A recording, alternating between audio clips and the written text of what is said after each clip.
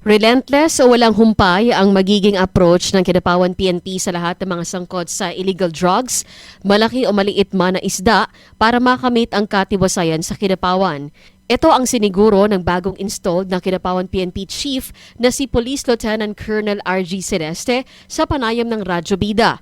Kasunod ng unang malaking kasong hinarap ng kanyang pamunuan ngayong unang buwan ng 2026, ang pagpatay kamakailan sa dalawang individual na kapwa drug personality. Ayon kay Celeste, target ng pulisya ang lahat ng natitirang drug personality sa lungsod sa pamamagitan ng mas pinaigting na operasyon at intelligence gathering sa mga susunod na linggo at buwan. Inamin din ng opisyal na sinasamantala ng mga sangkot sa droga ang mga madidilim at low visibility na lugar sa Kidapawan kung saan madalas nagaganap ang illegal transaction. Dahil dito nakatakdang ayusin ng pulisya ang deployment ng kanilang mga tauhan upang masakop ang mga sinasabing crime-prone areas.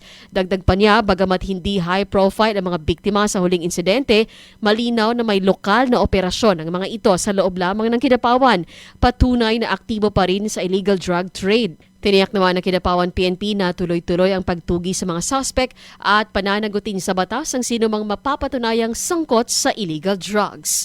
Cherry May Tapia, NDBC Bida Balita.